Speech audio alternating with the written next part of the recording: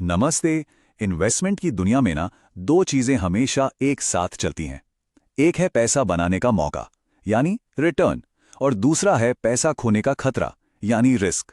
तो आज इस विश्लेषण में हम इन्हीं दो पहलुओं को बिल्कुल आसान बोलचाल की भाषा में समझेंगे। क्या आपके साथ भी ऐसा होता है? देखते हैं कि लोग स्टॉक मार्केट से कितना अच्छा पैसा कमा रहे हैं, लेकिन जैसे ही इन्वेस्ट करने की सोचते हैं ना, वो नुकसान का डर आपको रोक देता है। अगर हां, तो आप बिल्कुल सही जगह पर हैं। देखिए, ये बिल्कुल एक सिक्के के दो पहलुओं जैसा है।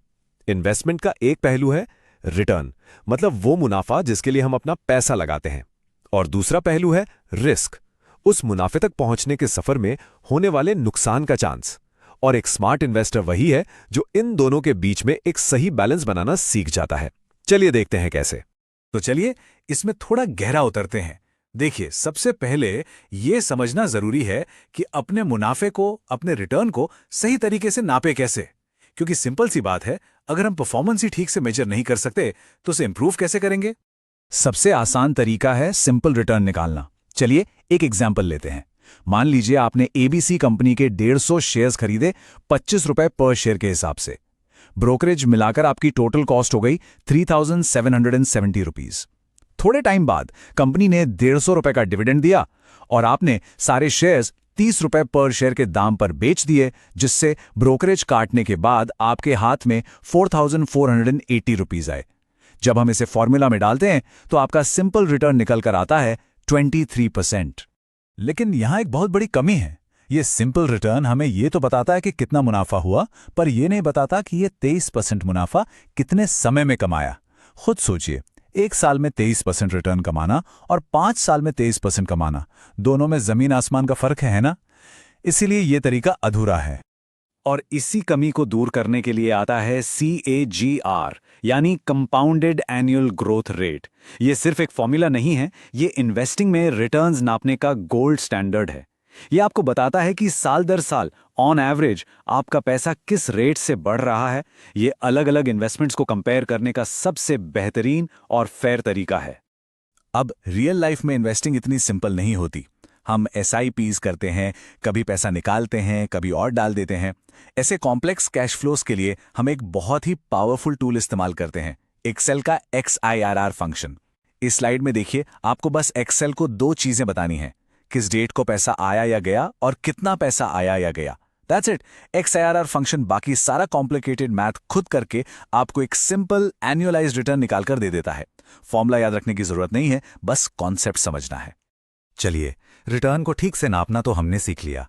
अब सफर के दूसरे पहलू पर चलते हैं, रिस्क। अगर रिटर्न आपकी मंजिल है तो रिस्क उस मंजिल तक पहुंचने के रास्ते में आने वाले खतरे हैं। इन्हें पहचानना बेहद जरूरी है। इन्वेस्टमेंट में ना कई तरह के रिस्क हो सकते हैं। अब इस लिस्ट को देखकर घबराना बिल्कुल नहीं है। हम इनमें से कुछ सबसे कॉमन और जरूरी रिस्क को समझेंगे जो हर इन्वेस्टर को पता होने ही चाहिए।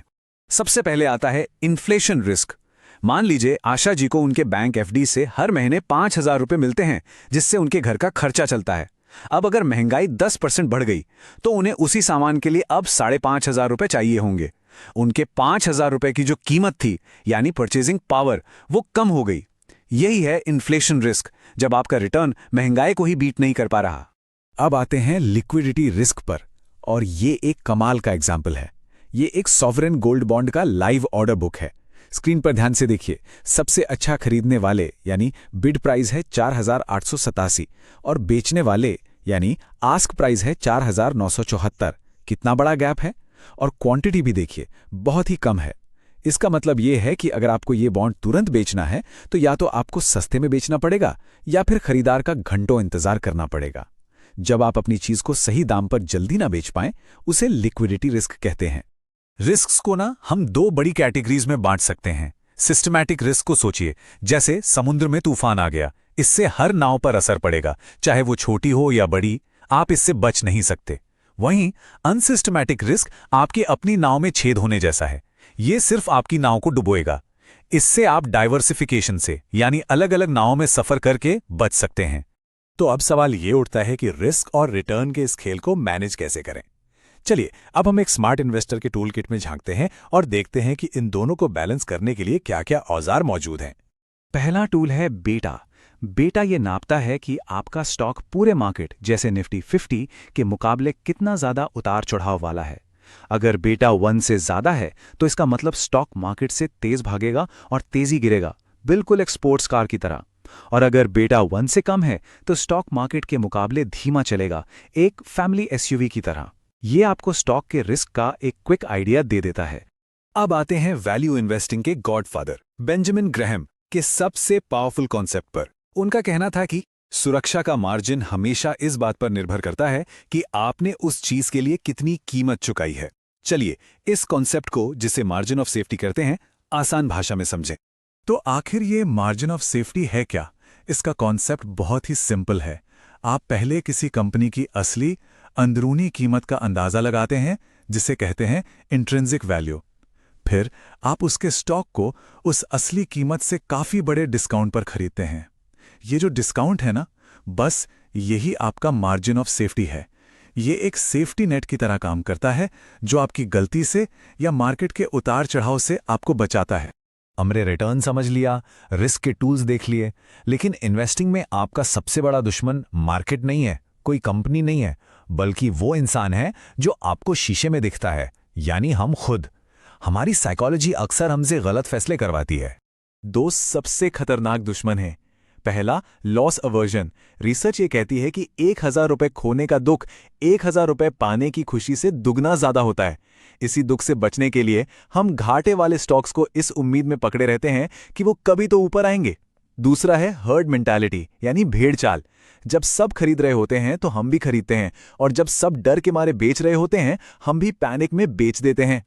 चलिए, अब तक हमने जो भी सीखा है उसकी की लर्निंग्स को रिवाइज करते हैं और साथ ही एक छोटा सा सेल्फ टेस्ट करते हैं, ये देखने के लिए कि हमें कॉन्सेप्ट्स कितने क्लियर हुए। तो सबसे जरूरी बातें जो याद रखनी है, अपने रिटर्न को नापने के लिए हमेशा CAGR का इस्तेमाल करें। सिस्टमैटिक और अनसिस्टमैटिक रिस्क के बीच का फर्क समझें। हमेशा मार्जिन ऑफ सेफ्टी के साथ इन्वेस्ट करें और अपने दिमाग में चल रहे लॉस अवर्जन और हर्ड मेंटालिटी जैसे दुश्मनों से सावधान रहें। ठीक है, तो पहला सवाल, अगर एक स्टॉक मार्केट के मुकाबले ज्यादा वॉलेटाइल है तो उसका बीटा 1 से ज्यादा होगा या 1 से कम? सोचिए। बिल्कुल सही जवाब है 1 से ज्यादा। जिसका बेटा जितना ज्यादा, उसमें उतार चढ़ाव भी उतना ही ज्यादा होगा। और अब आखिरी सवाल, किसी स्टॉक को उसकी असली कीमत से काफी कम दाम पर खरीदना, ये किस कॉन्सेप्ट का उदाहरण है? और इसका जवाब है मार्जिन ऑफ सेफ्टी। ये वैल्यू इन्वेस्टिंग का मूल सिद्धांत है। याद रखिए, कीमत वो है जो आप चुकाते हैं और वैल्यू वो है जो आपको मिलता है। एक स्मार्ट इन्वेस्टर हमेशा कीमत पर नहीं, वैल्यू पर फोकस करता है। अपने अगले इन्वेस्टमेंट में फोकस किस पर होगा?